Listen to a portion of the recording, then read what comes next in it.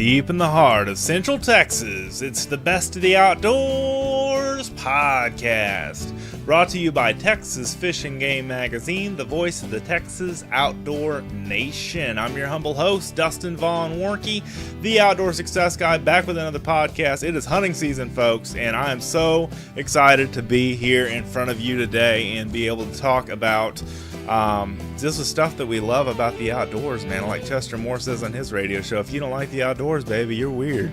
I love this stuff. I love you guys all for your support. Thank you so much for the Facebook messages and all the support you've given me over the years.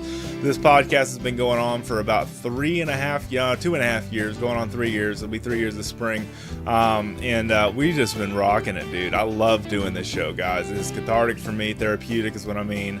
I love doing that. And I brought on a special guest on this podcast, Lou Murillo. He is also known by the stage name of Eric Adams in the 80s metal band Manowar.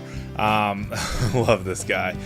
Lou is our hunting editor as well as our bow hunting specialist at Texas Fish and Game. He writes a column every month of the magazine and has just different, interesting new content every single month. I love him as a columnist. He does a great job getting out there and teaching his art of bow hunting to everybody. So this is going to be more of a hunting podcast all the way around, not just for bow hunters, because we're going to talk about the rut.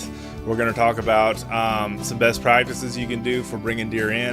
And I apologize in advance on this show because we had some connection difficulties in a few parts of the show where you can hardly understand Lou, but I'm going to go through and I've gone through is what I'm trying to say, and edit those out and try to make it as clear as possible for you. But you can at least see what he's saying. It just breaks up in a couple of parts, and that's just the way it works with technology. I mean, last time Lou and I were on the phone, he couldn't hear me, and this time I had trouble hearing him. So go figure. But I kind of kept it going, and I think you'll like the show. Just be patient with it this week, and be patient with the technical difficulties that we were having. I didn't want to stop him because we were having a great conversation and restart the call because I think with this technical cell phones are crazy. So that's just the way it goes sometimes. But a couple of housekeeping notes. If you've not done so, please subscribe to the podcast. It is free. You get a new show every 2 weeks. And we will also be doing the newsletter every 3 days, every week. Okay? Tuesday, Wednesday, Thursday. Subscribe to that at fishgame.com. There'll be a little section on the sidebar on the right. You can scroll down and subscribe to the newsletter. It is free as well. We have the podcast every Thursday in this newsletter, whether it's a bye week or an actual new podcast. We broadcast those there on the newsletter. Our list is over 60,000 newsletter subscribers, so that's kind of cool. And people can basically tune in and check out the podcast that way. You can also subscribe on your favorite podcast player, such as your iTunes app or your Apple Podcast app, I guess is what they call it now. Stitcher. Spotify has us now. iHeartRadio has us. All those different places you listen to audio stuff, you can check that out. And we're also on YouTube and Facebook, so I post every one of these shows on those pages, and I'm going to start posting the last ones on fishgame.com's page, Texas Fish and Game Magazine's Facebook page. So lots of fun in the outdoors, guys. I've been having a blast. So before we get into our interview with Lou, I just want to talk about how the beginning of season has been. I hung out with my buddy Danny Berry at DB Wild Game Processing and Taxidermy in Bertram, Texas, about 30 minutes away from where I live in Leander here. And Danny and I hung out and brought in a lot of deer for hunting season at his processing place. And they have a nice it was a gas station years and years ago, probably back in the 50s.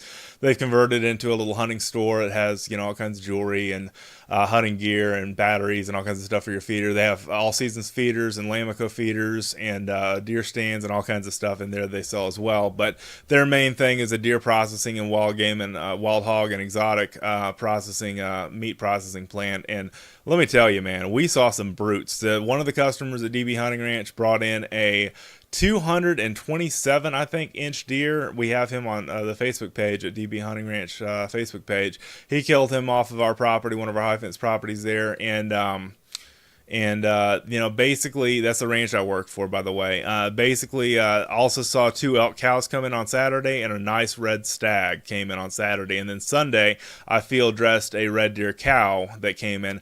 best field dressing job I've ever done, guys. I swear. I mean, this is awesome. I did the cavity right, the back end in cavity where you have the anus and all that stuff. I cleared that out right.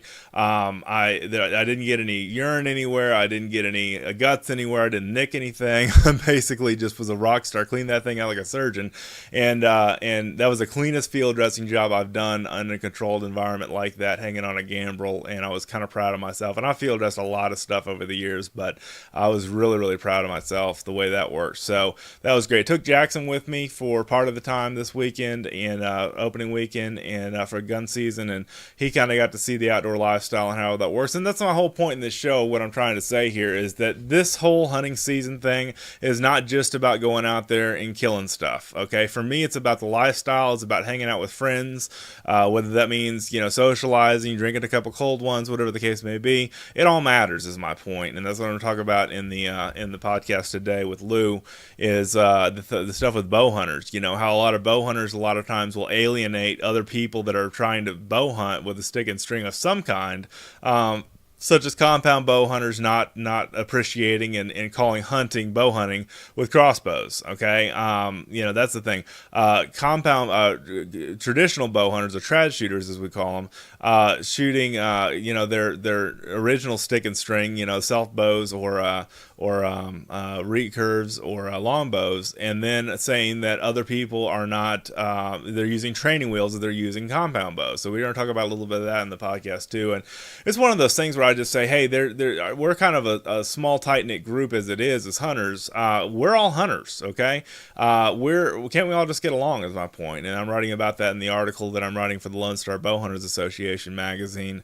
It's called It's All Matters. It All Matters. And so that's my whole plan with that, is to try to bring us together as a sport, try to mention the outdoor lifestyle meaning something, and not just about going out in the pursuit of killing or catching stuff. Some of the best times I've spent out in the woods are times that I haven't shot anything, and because every time you pull the trigger or hit the release or release the string, and if it's a successful hunt, you've got not a successful hunt, but if it's a hunt where you end up taking a harvest, taking a kill, you've got a lot of work in front of you, and so Lou basically makes the point that the hunt is over when you go to full draw in bow hunting, or pull the trigger or hit the release, or whatever the case may be in bow hunting or gun hunting.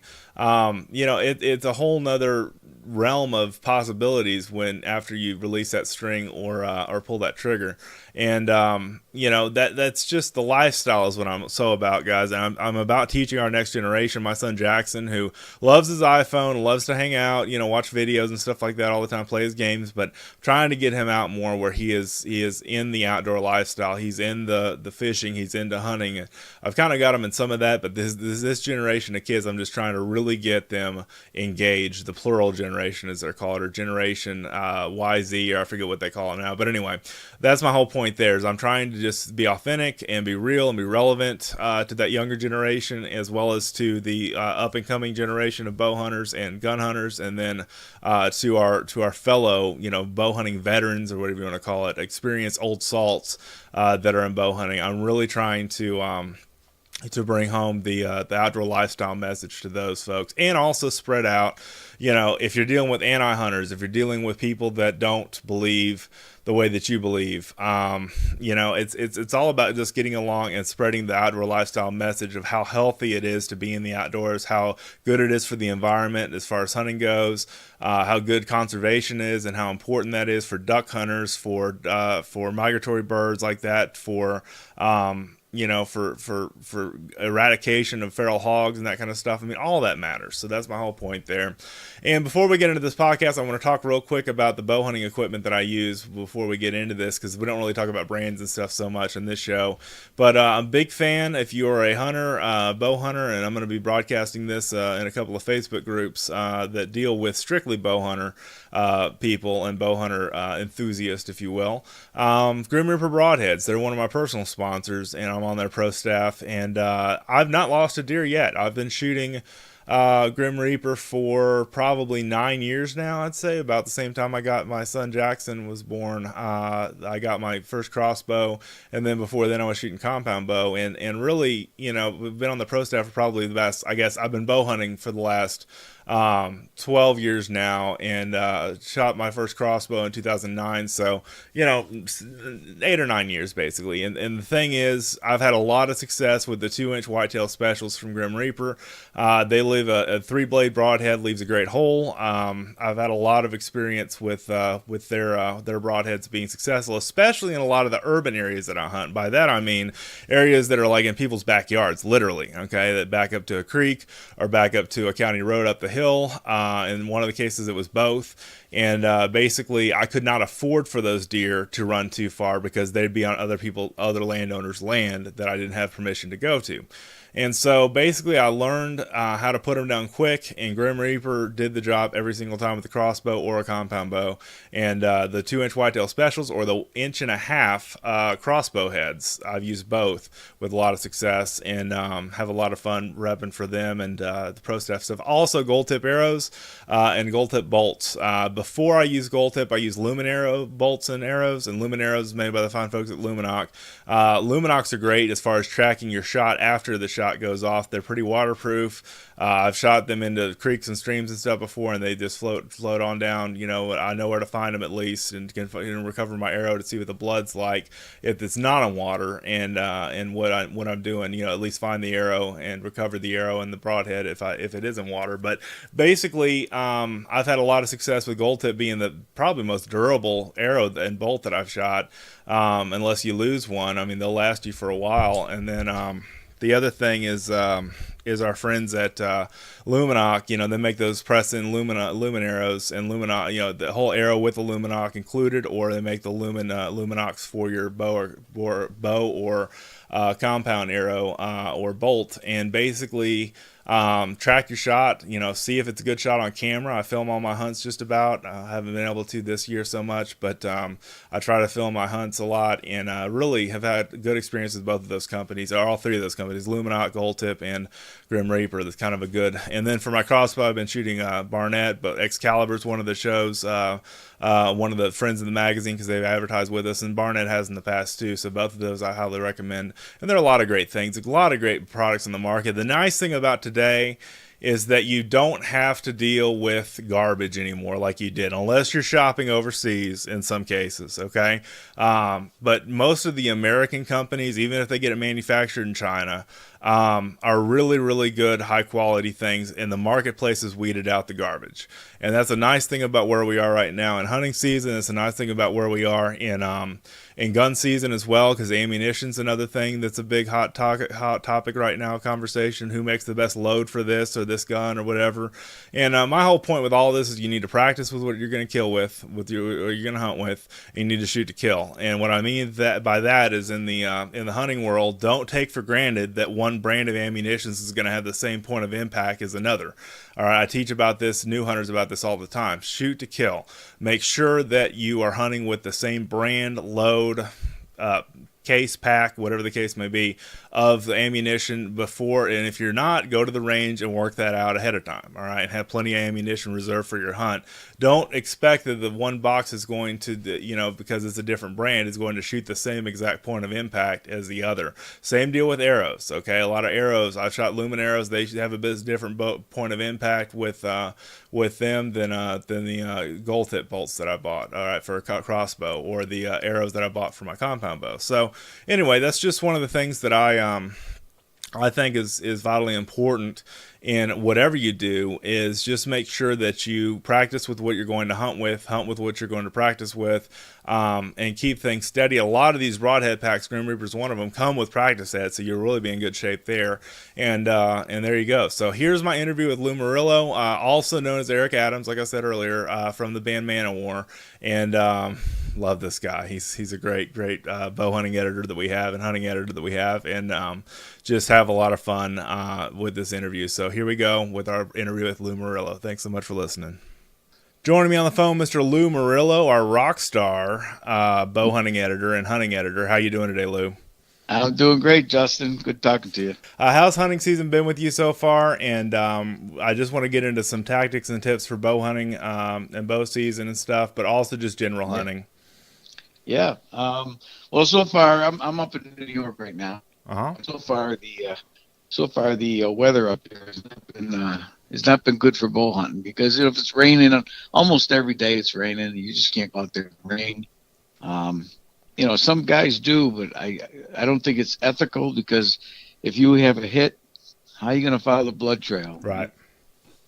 You just can't do it in the rain. I'm not hunting in the rain because I hunt to have fun, and it's not fun. It's not fun in the rain. On the back of my neck.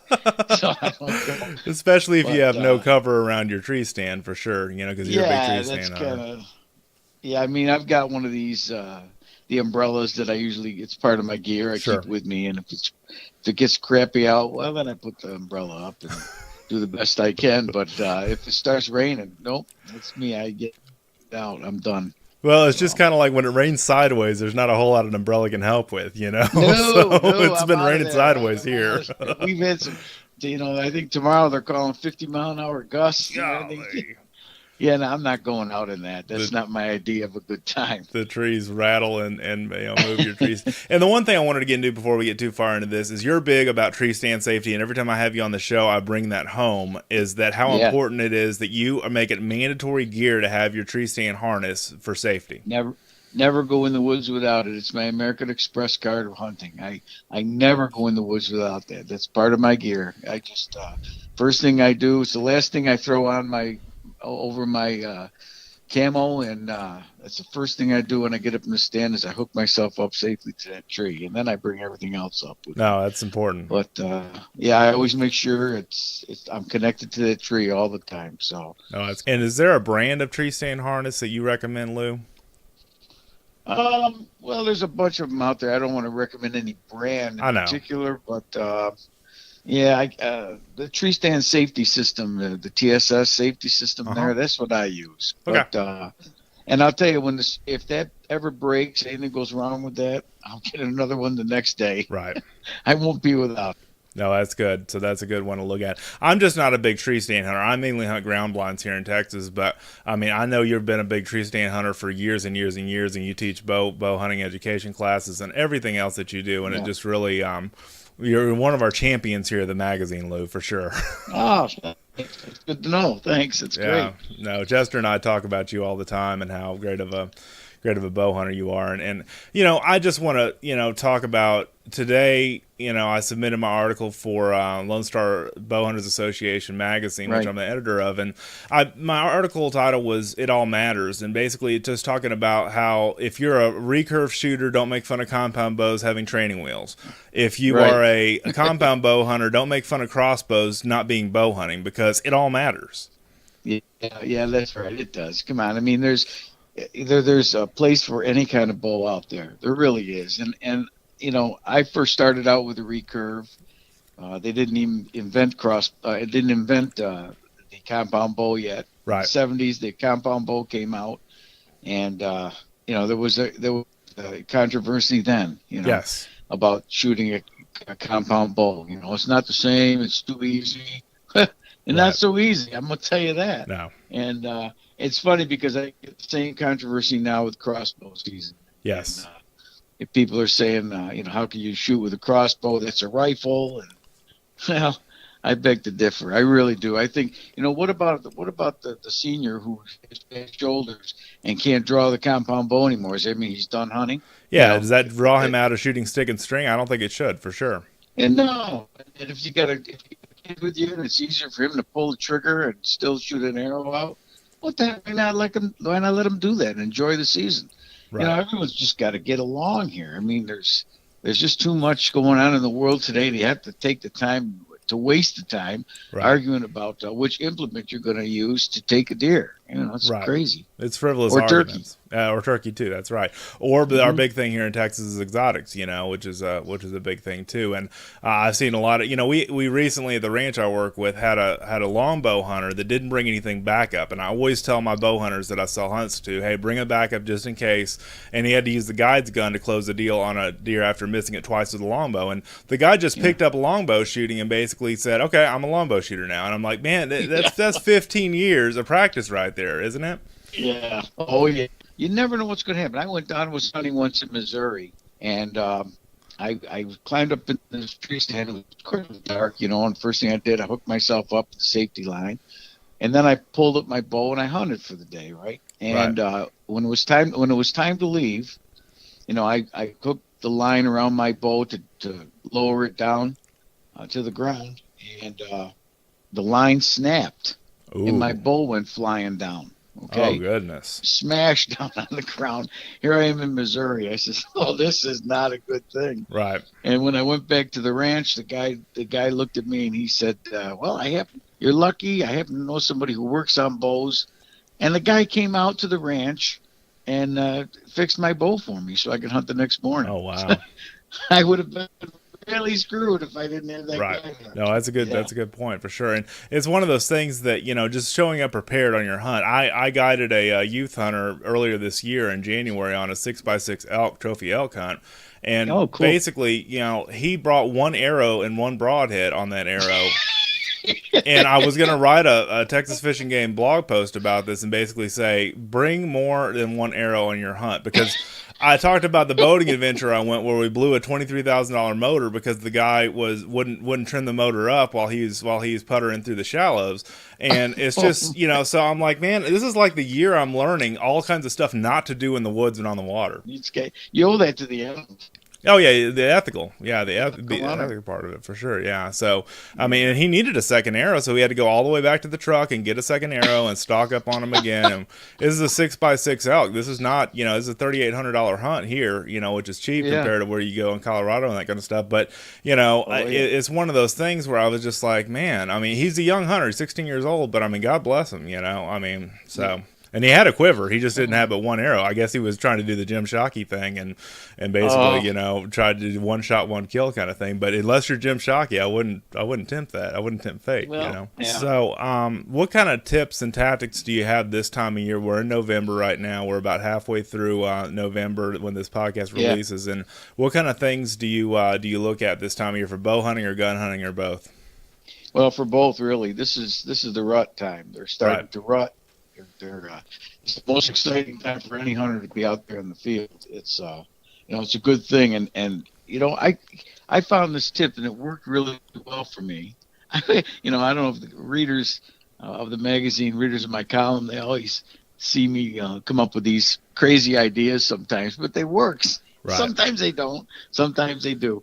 But this time of year, when the does are being chased by the bucks and they don't want anything to do with the bucks early in the rut, hunt near water, near a stream, near a river. Like a creek or something like that. Yeah, right. Yeah, I do. I like to hunt near that. And I'll tell you why, because the does are running away from the bucks. Right. They're running all day long. And they either stop for water, but I know they also will run into the water to lose the scent, so the buck can't find this. Oh, to elude the buck. Okay, I see what you're saying. But, I mean, during the rut, you still always have to be careful of your scent. I mean, that's the big deal. You've got to really watch your human scent. You got to control that. And the only thing that I've ever found to control that is the machine. What's it called? I can't remember the name of the machine now. The Ozonics. Thank you. The Ozonics. That thing works, and it works well. It's the only thing that I found that makes you invisible in the woods. And basically what that does is takes the scent of the hunter and runs it through an ozone, device and basically puts out so it's I've read your review on this, and Ozonics has advertised with this before, so I know a little bit about their product. Oh, it's unbelievable. It really is unbelievable. I used it just 2 days ago. I was up in my tree stand. The rut's kicking in up here, and I grunted, and I wasn't 30 seconds later. I saw an antlers coming towards me.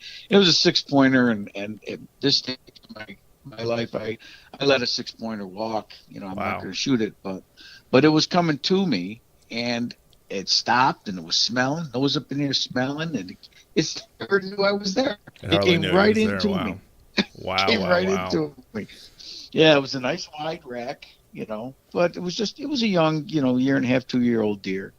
And, not that, and I'm not telling anybody who's listening to this to let it go. To me, this year, I'm looking for I'll go without a deer this year if it needs to be. But, heck, if you're your first time out hunting or your 10th year out hunting, If you think that 6-pointer is going to be the one that you want to bring home, he's a trophy for you. Take him. Take him. You know, I can't stand these television shows that say, well, I'm letting him walk. He's only a 4-year-old deer. He's gonna look good next year. Forget it. Forget it. That's not the norm. The norm is the 1.5, 2-year-old deer. That's what the norm is, you know? Yeah. Take them if you can. It's a personal choice. This year I just told my wife, I said, you know, we might go without a deer. I'll shoot a doe first, but we without a buck this year because I'm just going to let them walk. I want a nice one if I can. Sure. Yeah. I'll tell you why too. Last year when I was out, I took an 8-point buck because I had to go out on. He was a small basket rack 8-pointer. You know, it's pretty good sized deer, but not. I got back home the next day. I told my wife, I said, I've still got 2 days to hunt before the tour was flying.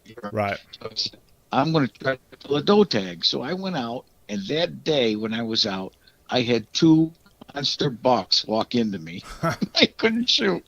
I couldn't. Boy. I told Chester about it. I said, Chester, I had this one deer, biggest deer I've seen in the woods. He was less than 30 yards, 25 yards or so away from me. Wow. And I couldn't shoot him. I didn't have a tag.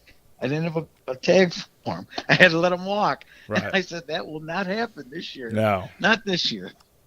No, you came prepared this year. Yeah, for sure. This year I came prepared. That's right. I just don't care about it. I'm gonna really try to hunt for the big one this year. So. No, that's good. That's really good. So this time of year with the rut going on, I saw some deer on Facebook that somebody videoed here in Texas that basically were already fighting. You know, already rattling in. So do you rattle bones this time of year, or you what do you do? I do. I get up there and if it's a slow morning, I normally just use a grunt call in the morning. And I use a grunt call when I'm walking to the stand too. Okay. Just to disguise your presence. Is that what? Yeah. I mean, you aren't going to hide your footsteps. It's just the way it goes. And so I try to walk like an animal in the woods. I don't walk with a steady pace. Right. I walk with a broken pace. You know, just 2 steps here, 3 steps there, and I'll grunt every once in a while, just a low grunt. And I'll get to my stand, and basically that's how I'm hunting for the early morning. Right. As the morning goes on, if it's pretty slow, I'll take my rattling antlers this time of year.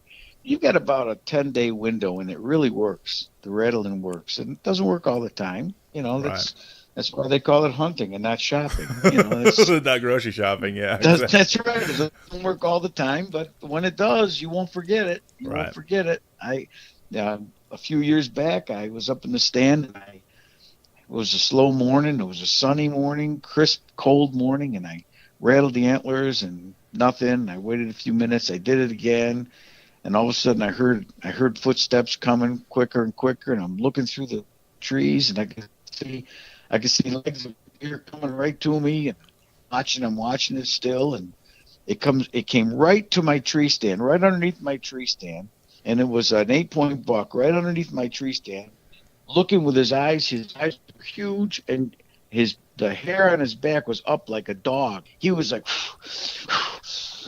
he was ready for action. Wow. And I'm staring at him with my eyes wide open. My mouth was in my lap. my rattling antlers were still in my hand, and my bow was hanging on the tree next to me. And I said, what am I going to do now? There's nothing I can do about it. But I'm going to tell you something, Dustin. That was probably one of the best hunts I've ever had. Never came home with an animal, but boy, did I have fun. Well, your heart has got to be beating out of your chest at that point, right? Oh, it was great. I love that. I love that. When I lose that feeling, when the heart stops beating quick like that, and I lose that excitement, that adrenaline rush, it's time to give it up. Yeah. Time to put the bow up and just walk away from it. That's one reason a lot of us bow hunt right there. That exact reason right there is just for the rush. Just for it's better than any drug on this planet. I mean, it's awesome. No doubt. It's really cool. So yeah, I just one of the things that you alluded to a minute ago was calling. High grunts, low grunts. I mean, do you grunt while you rattle? What's your strategy there? Yeah, I get the grunt call in my mouth while I'm rattling. Okay. And I try to make it sound realistic. Sure. you're better off rattling from the ground, especially if you're hunting with another person.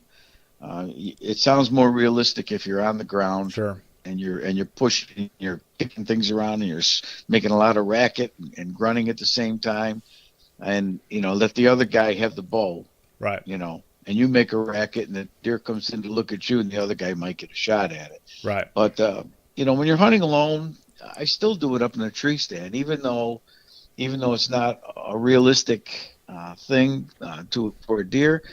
You still get their attention. They'll come in the area and they'll look it up and they'll see what's going on. And they might not come in. They may come in, but they're going to be a little curious about it.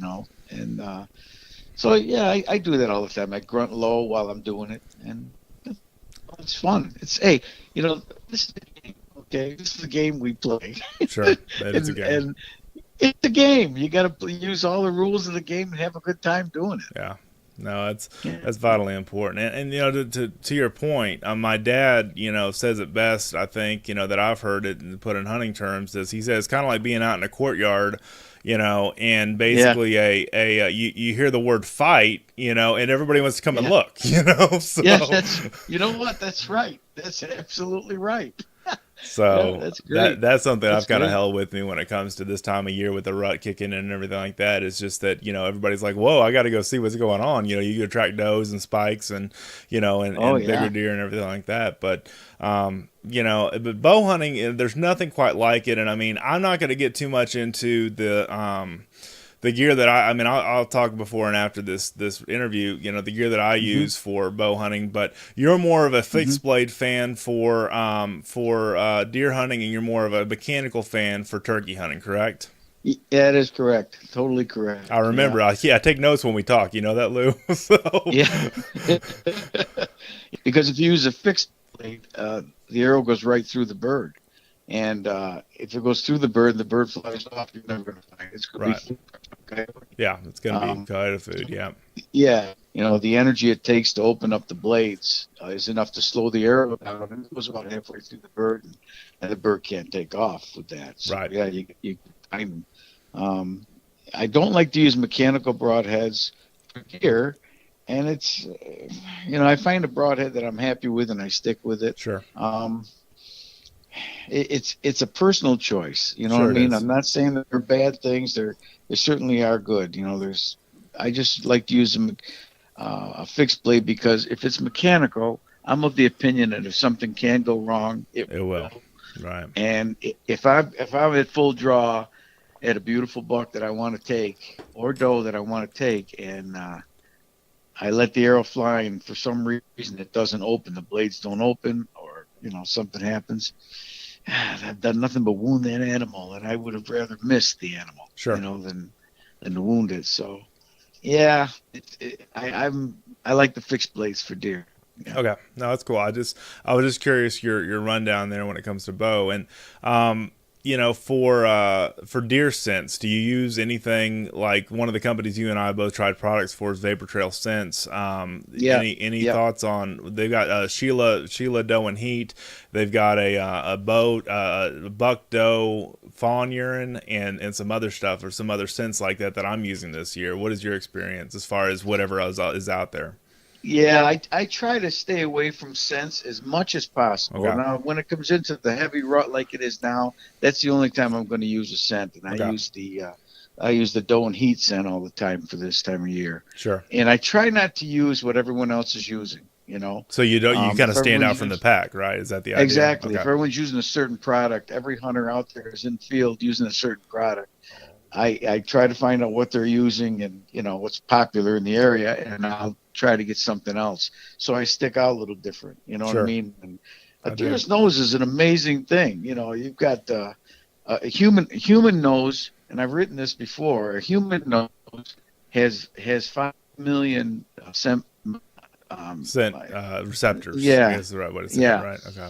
It's 5 million for a human. A dog has 220 million scent receptors, and that's why they use them for when they're, locating drugs or locating criminals or whatever, 220 million scent receptors.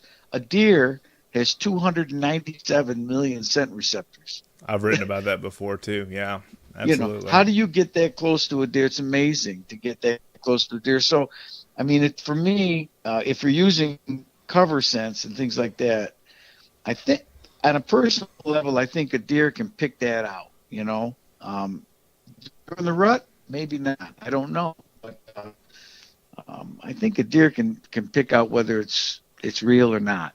You know what I'm saying? Yeah, I do.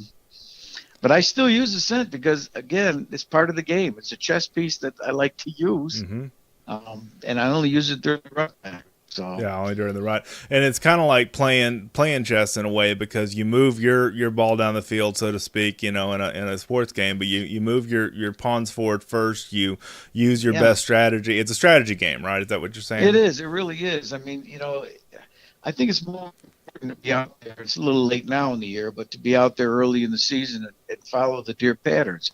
What are they doing? What are they feeding on? What's the food source at that time? Right. You know, and find out what their pattern is. And so for pre-rut time, I like to go out there and I just know the deer's pattern, and I try to fool the deer that way. And I just keep my human scent down as much as I possibly can, and you know, see if I can fool the deer. You know, and again, the only time I ever go beyond that is during the rut. Okay. And that's when I say, okay, I know the deer's pattern, but the pattern doesn't matter anymore during this time of year. Right. You know, bucks are chasing does everywhere, so you got to catch their attention another way. So I may even use I may take my grunt call out, and I'll take those canisters, the bleat canisters. I'll take those bleat canisters and I'll turn it like 3 or 4 times, and on the last time I turn it, I'll grunt at the same time. I'll grunt like it's okay. There's 2 different deer there. Right. I'll grunt, and then I'll grunt again, and then I turn my head to one direction, and I'll tending grunt. I'll do a and I'll be turning my head every time I call to make it simulate the deer walking towards us. I see. Way. Okay. You know, and it really, I'm telling you, that works. Sure. It works. If there's a buck within that area and he knows, well, there's a doe in doe in heat, it can hear it, and there's a buck following it, I'm going to go in there and investigate. So, hey, why not? It's another chess piece, right? It piques that curiosity level in an animal. Yeah, it sure does. That primitive curiosity that at least wants to go see what that sound was and at least investigate further. Yeah, I think that's great. Yeah. It's a great tips. You know, that's part of hunting. It's part of it all. You know what I mean? Well, you've been at it for what, 30 plus years as a bow hunter, or longer than that? Yeah, 30 plus. Yeah, I'll just say 30 plus, right? That's right, 30 plus years. Okay, we'll just keep it there. But no, that's I've been bowhunting since I was 16. Oh my gosh. I'm in my 60s now, so you know, I've been bowhunting a long time. Yeah, do the math on that. Yeah, but the one thing that's made me die hard about appreciating bow hunting is really your column, which before I came to work for the magazine full time, I would read it and be like, this guy really has a good head on his shoulders. I mean, I really enjoy, I still do, your columns, and I'm just kind of you come up with something original for every issue, and even the non-bow hunting months where we're out shooting 3D archery and everything else, you know, I mean, I'm just like, this guy is something else. Well, you know, I got a group of friends, we all like to try new things all the time.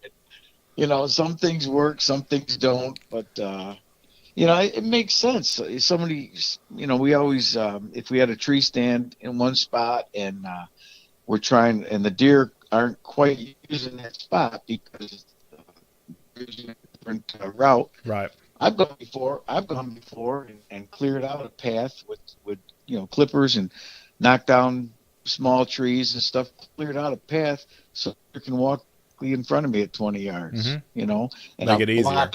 You know, I'll block certain areas for them where they normally would go.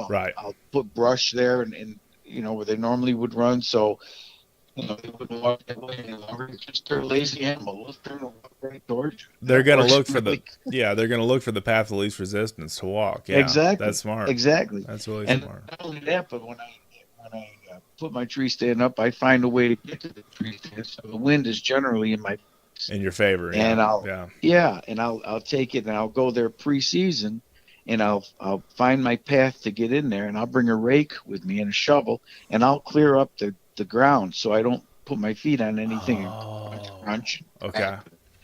I'm clearing up the ground a little bit. Sure. Keep it clear so you don't just spook anything. Yeah. So I'm as quiet as a mouse trying to get to my spot. That makes sense. Yeah.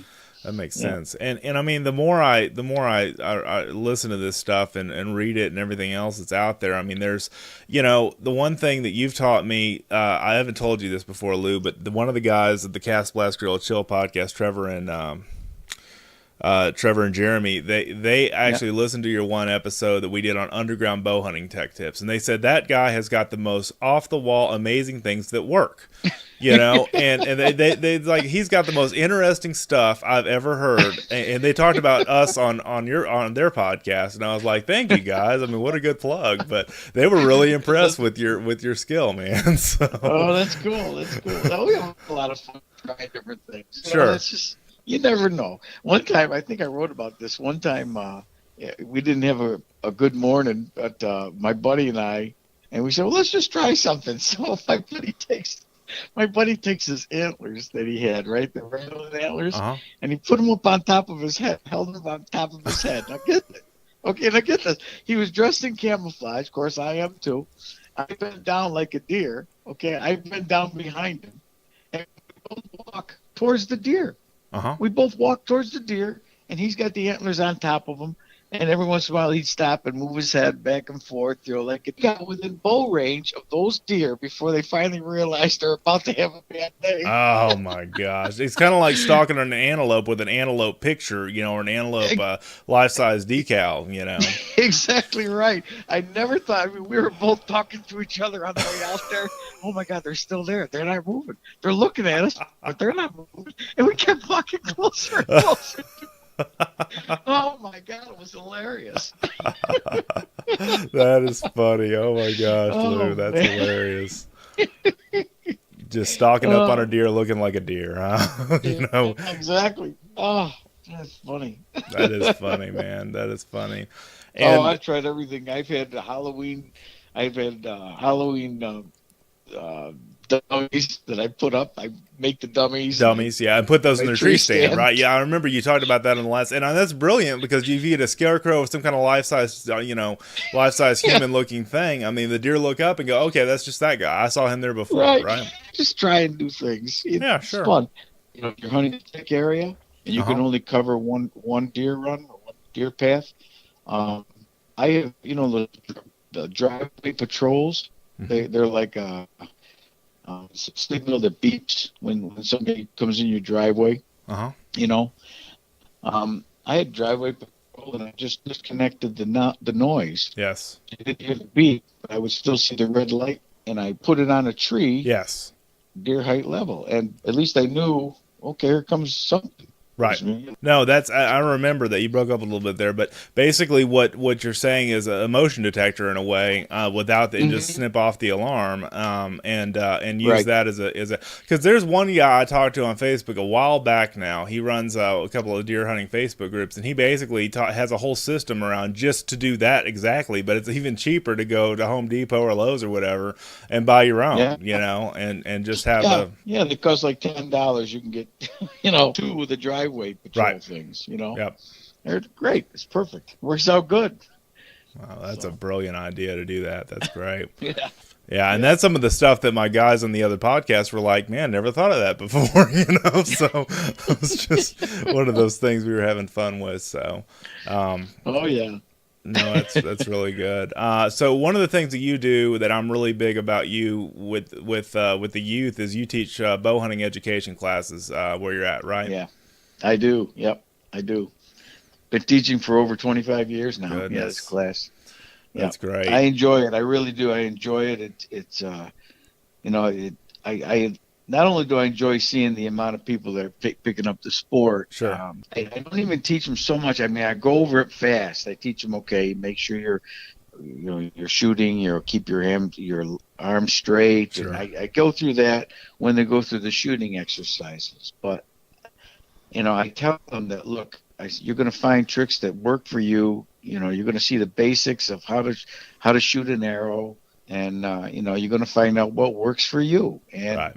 it's more important that you know the safety aspects of any hunt, because bringing home an animal isn't quite, it doesn't mean it wasn't a great hunt. You know what I'm Yes, saying? correct. I tell the class that, once you see a deer and the deer's coming your way and you get the full draw on that deer and the deer has no idea that you're there and you've practiced now and the deer is within your known accuracy range, that hunt is over right there. Mm-hmm.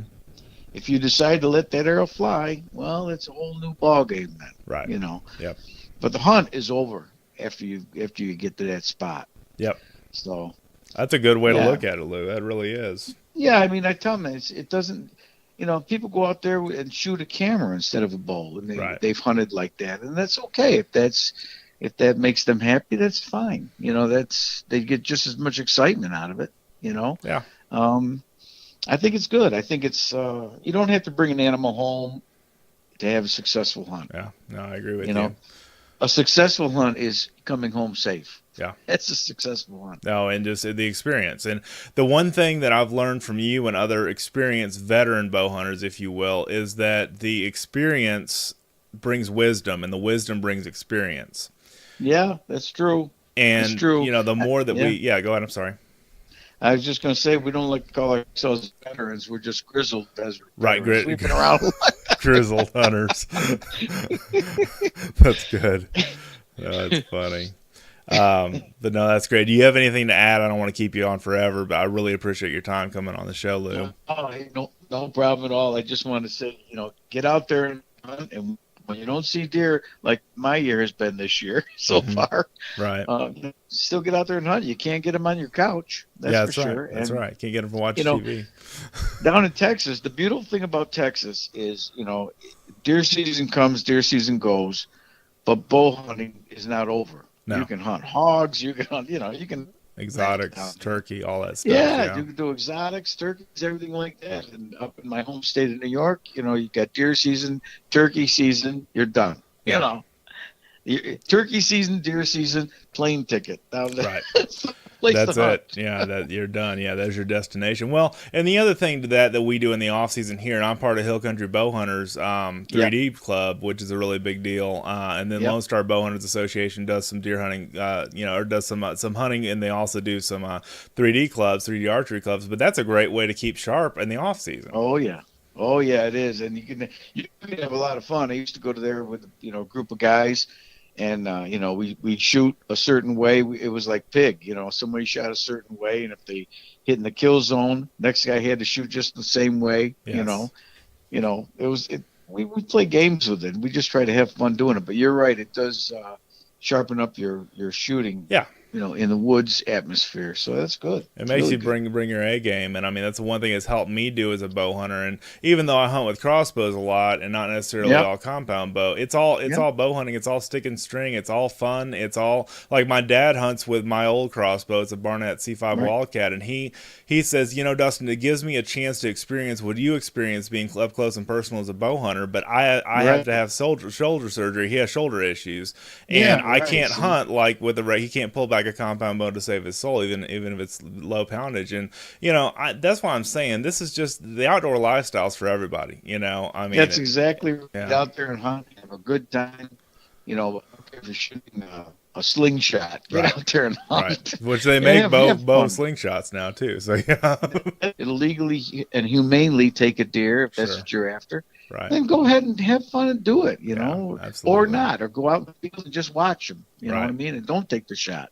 Doesn't matter. Have fun. Get outside, out on the pavement a little bit and get away from your couch and your TV. Sure.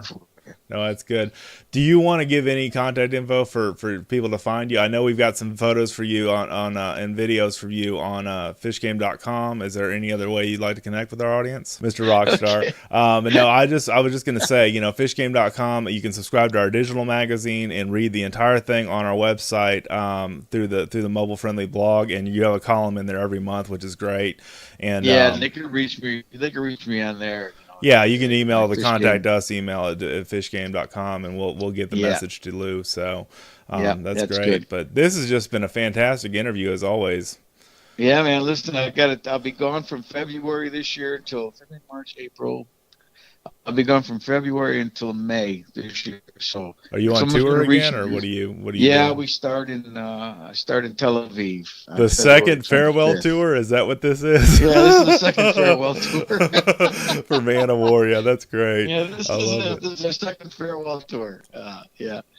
So we start in Tel Aviv, and at one point, at one point on April 16th, I'm about 400 miles south of the North Pole. Oh, wow. So it's, they have where it is. They've got it's a law. It's a city law that if you walk the streets, somebody has to be carrying a rifle. That's the law. It's because of the animals, I guess. Polar bears. Polar bears, Because yeah, they'll polar eat you. bears, yeah, Yeah, really that's bad. funny. So Oh my god! I hope I see a polar bear when I'm there. There you go. Not That's chasing right. me, okay? That's right. That's right. Exactly. So, well, thank you, That's Lou. good. Again, I really appreciate your time on the podcast. Hey, no problem at all, Dustin. Anytime, you know that. And there he goes, ladies and gentlemen, Mr. Lou Murillo. You can find him at Texas Fishing Game's website, fishgame.com. You can type in his name to find the post that he's tagged in. He is a big proponent in our magazine as far as our digital issue goes, and you can check out the digital issue and get, I believe, there are all kinds of subscription levels you can get at fishgame.com, where we've hosted the entire digital magazine instead of our own app now. We're hosting it all at fishgame.com, so the content and everything like that will look similar to what you get to see in the magazine and the blog, all on the online at the fishgame.com website. So all of it's going to be hosted on that website, just under a paywall, which is not very expensive at all for the digital subscription. You get the print with the digital. You get the digital with the print is what I'm trying to say. So be sure to do that. Also, a little housekeeping. Please make sure you sign up for our newsletters, as I talked about at the beginning of the podcast. They are free, and Tactical and Practical Tuesday, you have Wildlife Wednesday, and you have the Thursday Texas State of the Outdoor Nation. All that stuff is for your knowledge to help you make you a better outdoorsman, I should say. And there's just so much content. I've delivered a lot of different blog posts and videos and articles and stuff that I've delivered to the magazine, both as well as to the blog. And if you just go to my name under the search for the author, you can see all my products there, all my podcast and episodes there, and as well as all of the podcasts you can see on a separate page, and then all of my articles that I've written. So that's all there, and it's all free. It's all for you to consume and enjoy being a better outdoorsman. I learn every episode I do of this podcast. I learn from our guests, so I'm by no means saying I'm all high and mighty as some big outdoors guru. I love media. I love being able to share my passion for the outdoors with you guys, and that just brings it all home for me. And like we were saying in the podcast, man, I mean, reach across the aisle, and I've talked about this ad nauseum on the show, but look, I'm just saying, reach across the aisle and, encourage other people. Don't tear people down, just because they think different than you do, or hunt different than you do, or don't hunt at all and believe in anti-hunting rules and rhetoric and that kind of stuff. Seek first to understand, and then to be understood. It's one of the 7 habits of highly successful people. So I think that's something that we need to do as hunters and fishermen, and anybody else that's going out in a world full of PETA and all these other animal rights organizations that basically make a big deal about what we do, as well as other people that are unbiased and have no interest in the sport at all, as well as people that are just trying to get into the sport for the first time. I mean, we need good mentors out there. We need good mentees out there. We need good people that are going to help spread this sport to the next generation. And that's something I'm so passionate about, guys, is that. So thank you guys so much for watching, reading, and listening. Have an awesome day in the outdoors. We'll see you next time.